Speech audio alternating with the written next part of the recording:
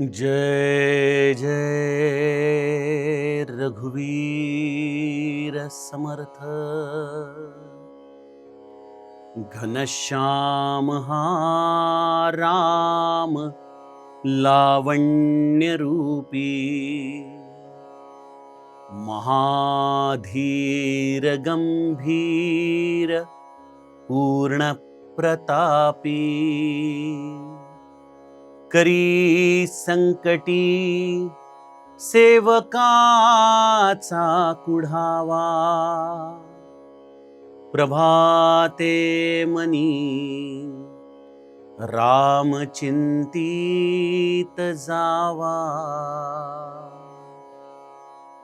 जय जय रघुवीर समर्थ। श्रोता वक्ता श्रीराम समर्थ। जय जय रघुवीर समर्थ। श्रीराम आपल्या सर्वांच्या हृदयस्थ बसणाऱ्या आत्मारामास साष्टांग प्रणिपात करून मनोबोध एक अंतरयात्रा या आपल्या श्री समर्थ रामदास स्वामी विरचित मनाच्या श्लोकांचं जे आपण चिंतन करत आहोत, सज्जन हो, आज आपण त्यातील श्लोक क्रमांक 67 याचं चिंतन पाहणार आहोत।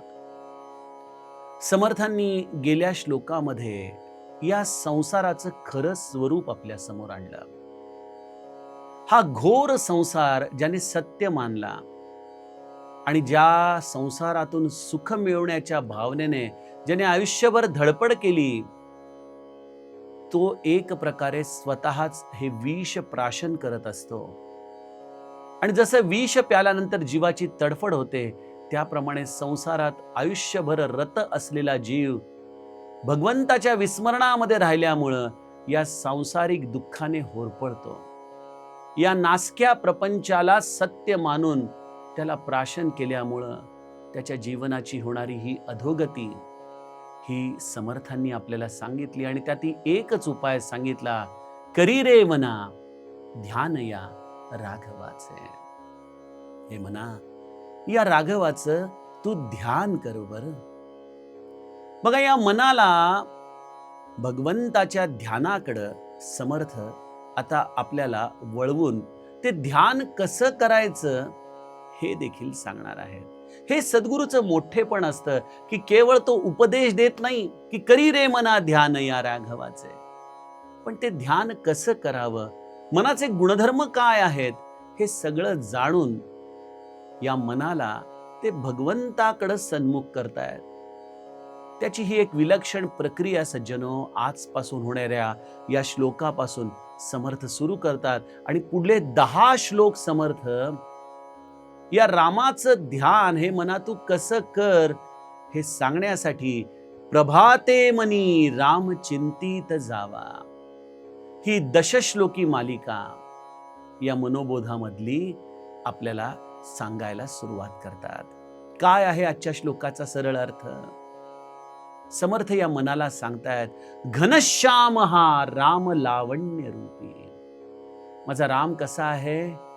या निळ्या मेघाप्रमाणे घनश्याम हा राम लावण्य रूप आहे। हे मना, तू जी काही सौंदर्याची संकल्पना करू शकतोस, त्या सौंदर्याचा परमोच्च आविष्कार म्हणजे राम आहे। तो लावण्याने परिपूर्ण आहे। नखशिखांत त्याचे प्रत्येक शरीराचे अवयव हे सौंदर्याची परमोच्च अवस्था आहेत। अशा या रामाचे हे मना तू ध्यान कर। तो राम काय करतो? महाधीर, तो अत्यंत धैर्यवान आहे। गंभीर, अत्यंत शांत आहे। ज्याची मुद्रा अत्यंत गंभीर आहे, ज्याच्यामध्ये कुठलीही उच्छृंखलता नाहीये। आणि तो पूर्ण प्रतापी आहे, संपूर्ण सामर्थ्यवान आहे। असा रामराया आपल्या मनाने आपण चिंतन करत राहावा. अरे मना, करी संकटी सेवकाचा कुढावा. तू मनाने त्याचं चिंतन करत राहा. आयुष्यात प्रारब्धवश तुझ्यावरती जर कधीही संकट आलं ना, तर तो रामराया तुझा कैवार घेईल, तुला कधी एकटं पडू देणार नाही. असा हा माझा करुणा सिंधू राम. हे मना, प्रभाते मनी राम चिंतित जावा. मना, प्रभात समयी अशा रामाचं तू चिंतन करत जा. सज्जनहो, समर्थांनी मनाला दिलेला हा सदुपदेश आहे. आता या श्लोकाचं चिंतन सुरू करताना पुनश्च एकदा या प्रभात शब्दापासून आपण चिंतनाला सुरुवात करूयात. प्रभात याचा अर्थ पहाट. या पहाटेच्या वेळेला तू या भगवंताचं चिंतन कर, हे समर्थांचं सांगणं आहे. इथं 2 शब्द समर्थांनी वापरलेले आहेत. प्रभाते मनी म्हणजे पहाटेच्या वेळेला हे मना, राम चिंतित जावा. रामाचं चिंतन कर. केवळ स्मरण कर इथपर्यंत मर्यादित नाही. केवळ त्याची पूजा कर इथपर्यंत मर्यादित नाही. मनाला त्यांनी एक ध्यास दिलाय. तू मना चिंतन कर रामाचं. रामाचं चिंतन कर. कोण आहे राम? कोण आहे राम? आणि यासाठी समर्थांनी पहाटेची सुंदर वेळ निवडलेली आहे. पूज्य बाबा म्हणायचे की पहाटेचं स्मरण हे अत्यंत साधकासाठी योग्य अशी वेळ आहे. कारण रात्रभर शांतपणे झोप झाल्यामुळं आपण अत्यंत ताजेतवाने असतो, मन प्रसन्न असतं. अशा या प्रसन्न मनाने आपण भगवंताचं स्मरण करावं. हा एक पहाटेच्या वेळेचा अतिशय सुंदर असा उपयोग आपण आपल्या जीवनामध्ये करून घ्यावा. हे तर केवळ संतांचं सांगणं झालं, परंतु पाश्चात्य लोकांचं देखील मी मध्यंतरी सक्सेस स्टोरीज वाचत होतो.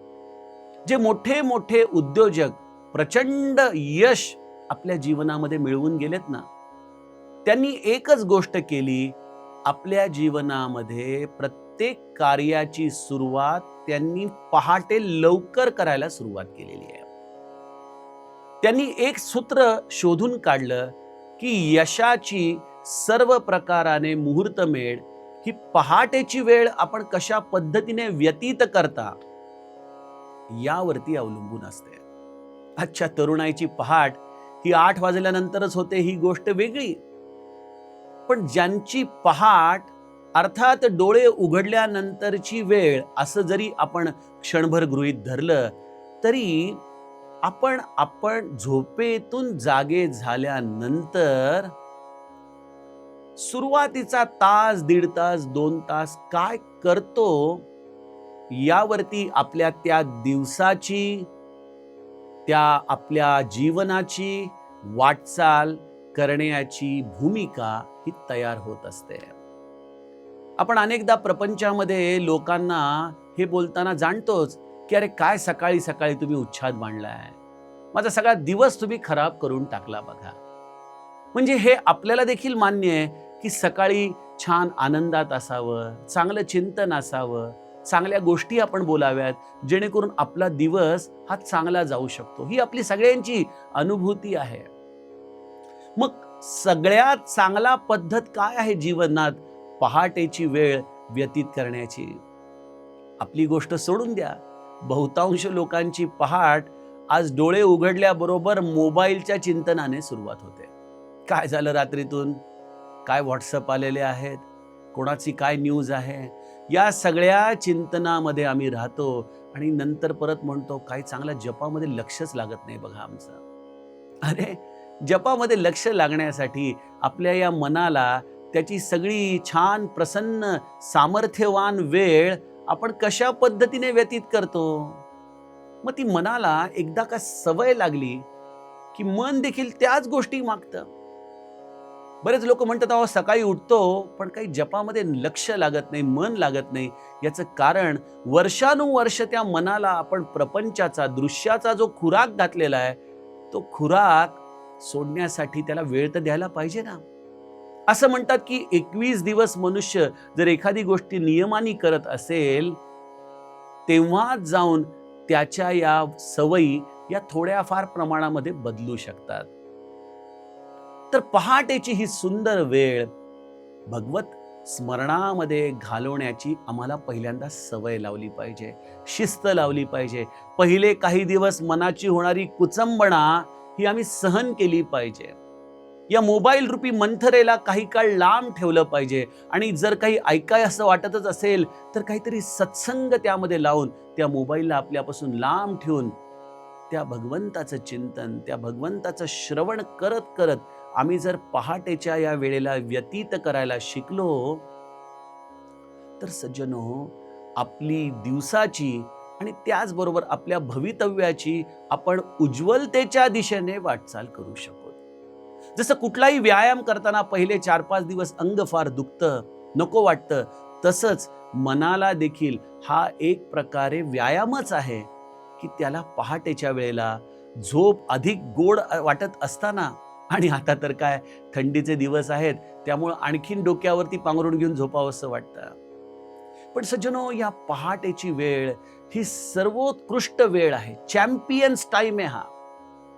अमेरिकेतल्या एका ॲथलीटला त्याच्या आत्मचरित्रामध्ये त्याने लिहिलं की अमेरिकेमध्ये थंडीमध्ये प्रचंड बर्फबारी होत असताना सगळं जग जेव्हा दुधड्या आपल्या जाड जाड गाद्या यांच्यावरती झोपलेलं असतं, त्यावेळेला मी मात्र घामे घुम होऊन उठायचो. कारण काय होतं, मागच्या ऑलिम्पिकमध्ये आपण ज्या 1/100 सेकंदामुळे आपलं गोल्ड मेडल घालवून बसलो, तो 1/100 सेकंद आपल्याला प्राप्त करायचा आहे आणि त्यासाठी मला झोपता कामा नये. म्हणून त्या ध्येयाच्या दिशेने तो लवकर उठायचा, चालू लागायचा. सज्जनो, या सगळ्या आत्मचरित्रातल्या गोष्टी किती एक प्रकारे आपल्याला सकारात्मक भावना देणाऱ्या आहेत. जेव्हा माझी माऊली हरिपाठामध्ये म्हणते की देवाची या द्वारी उभा क्षण भरी तेणे मुक्तिचारी साधी येल्या.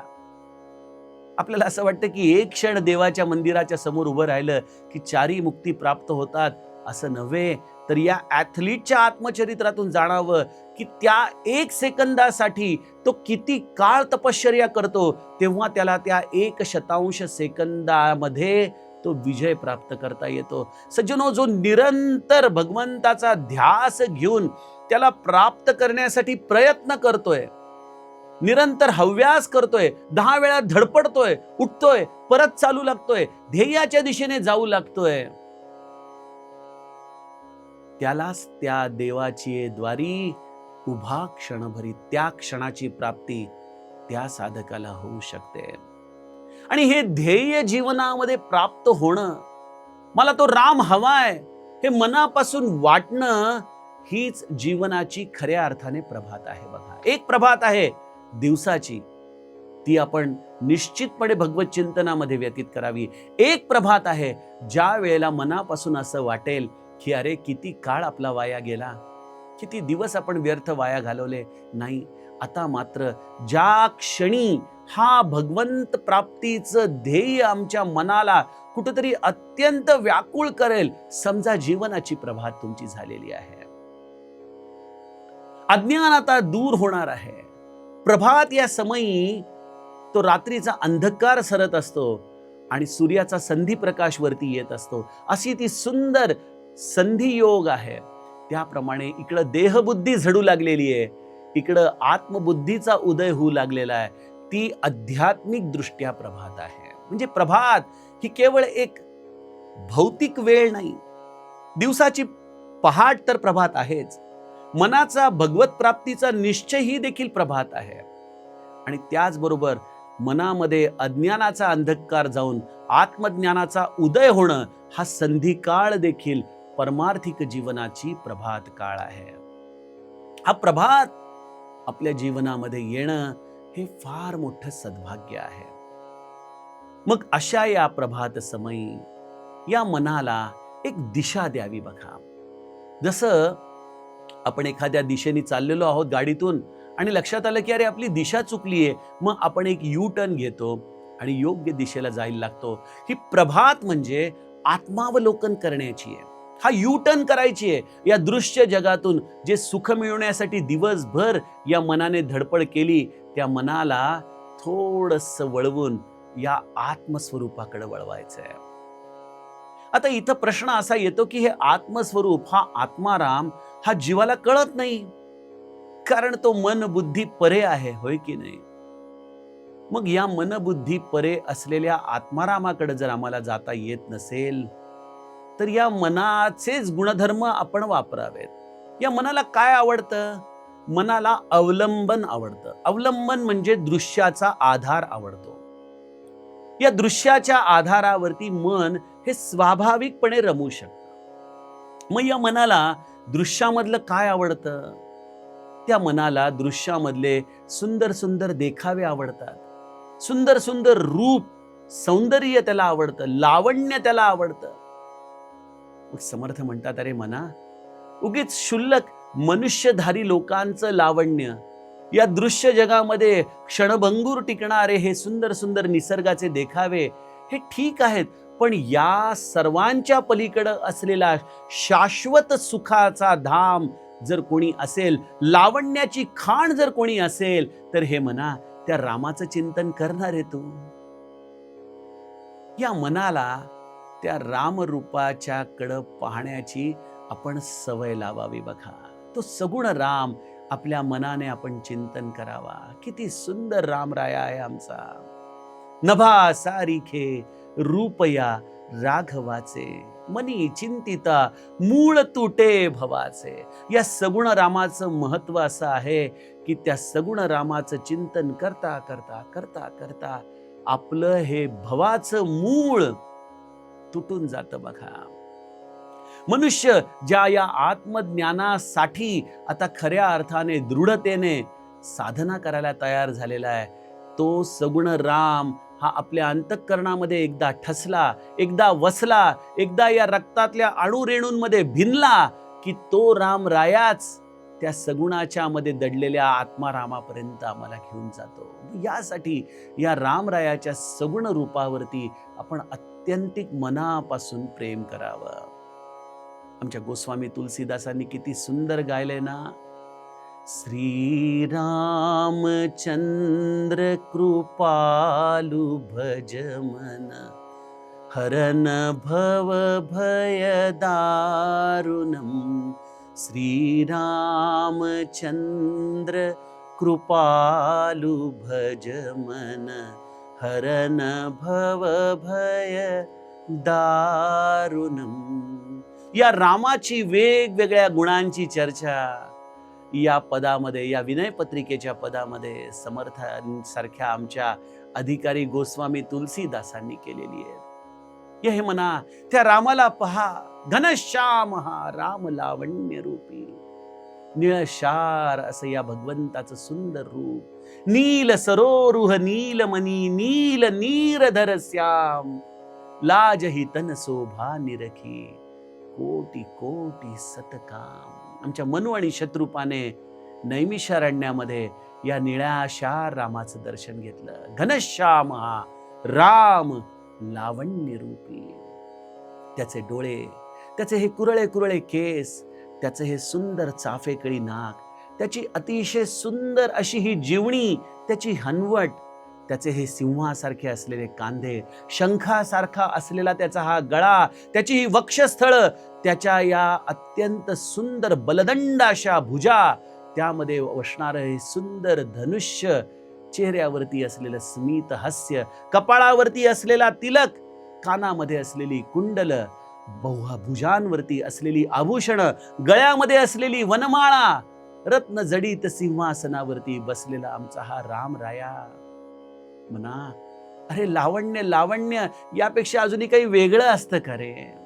म्हणा, अरे हा राम कसा आहे, महाधीर. त्याच्याकडे पाहिलं ना म्हणा, की हे जे छोट्या छोट्या गोष्टींनी घाबरतोयस ना, थांब.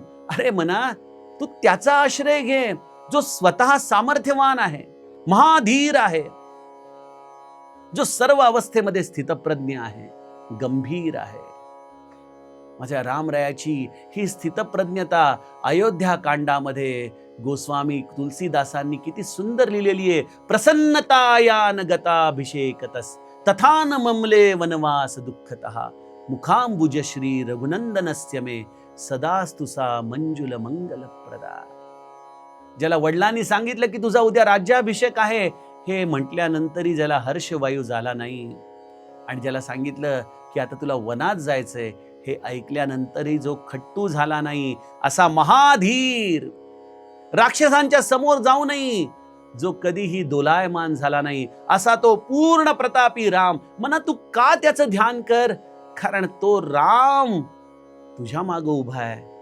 मग तू देखील जीवनातल्या छोट्या छोट्या संकटांपासून घाबरू नकोस. कुठल्याही प्रकाराने तू स्वतःला एकटा समजू नकोस. अरे प्रत्यक्ष काळ जरी चालून आला तरी काळाला देखील हरवणारा त्याचा हा स्वामी, हा राम आहे. आणि तो कोण आहे? करी संकटी सेवकाचा कुढावा. हे मना तू रामाची सेवा कर. जो त्याचा सेवक असतो त्याच्या मागे तो रामराया उभा असतो, त्याचा तो नेहमी कैवार घेतो, त्याच्यासाठी हा रामराया स्वतः झिजतो. म्हणून तर माझा राम शबरीसाठी अनवाणी पायानी वनामध्ये चालत चालत तिच्या या झोपडीपर्यंत पोहोचलाय. सज्जनो, जो रामाची सेवा करतो, जो रात्रंदिवस त्याचं ध्यान करतो, तो रामराया आपल्या सेवकाची कधीच उपेक्षा करत नाही. असं हे रामरायाचं चिंतन 24 तास तुमच्या मनाला व्यापून उरावं असं वाटत असेल तर एकच उपाय आहे. प्रभाते मनी रामचिंतित जावा. जीवनाची दिवसाची सुरुवात या रामभजनामध्ये, त्याच्या या गुणधर्माच्या चिंतनामध्ये आपण करावी आणि आपलं जीवन धन्य करून टाकावं. हाच श्री समर्थांचा सदुपदेश. यातील पुढचा गुणधर्म आपण उद्याच्या सत्रामध्ये चिंतन करूया. जानकी जीवन स्मरण. जय जय राम. जय राम.